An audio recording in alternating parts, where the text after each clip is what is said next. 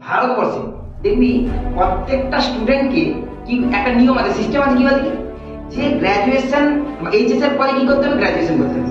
সেই গ্র্যাজুয়েশনটা কিসের জন্য করা জানিস তো সরকার? গ্র্যাজুয়েশনের পর এইচএস করানোর একটাই কারণটা হচ্ছে যে সরকার থেকে 4 বছরের জন্য একটা জায়গায় ব্যস্ত রেখে দেয়। নাহলে তুই এইচএস এর পর কি চাইবি, চাকরি চাইবি কিনা, বলে আমাকে কাজ দাও, আর সরকার সেই মুহূর্তে কাজ পাওয়া তো দেয়। তার জন্যই সরকার সিস্টেম কি করেছে বলে কি বলেছে যে 4 বছর গ্র্যাজুয়েশন এইচএস হয়ে গেল, তারপরে গ্র্যাজুয়েশন ওকে 4 বছর একটা কাজে লাগবে। সেই 4 বছর তুই কি করবি, তোর অ্যাসাইনমেন্ট লিখবি, তোর এটা করবি, সেমিস্টারের পরীক্ষা দিবি, এটা করবি সেটা করবি, দিলে দিয়ে তোর কি হবে 4 বছর। 4 বছর পরে না ইনকাম করার জ্বালাটা বুঝতে পারবি, তার আগে তোর ইনকাম করার জ্বালাটা বুঝতে পারবি। কথাটা বুঝতে পারছিস তো? এটাই হচ্ছে মেন কথা। এই 4 বছর সরকার চায় তোকে ব্যস্ত থাকে। এবং যদি ছোট বাচ্চাকে কি করে, তার মা কি করে, জুনিয়র দিয়ে দেয়, খেলতে লাগে, দিলে সে কি করে, মা অন্যান্য কাজগুলো করে। দেখুন সরকারও এই সিস্টেমটা দিচ্ছে, 4 বছর তোকে একটা কাজে লাগিয়ে দিল, তুই সেটা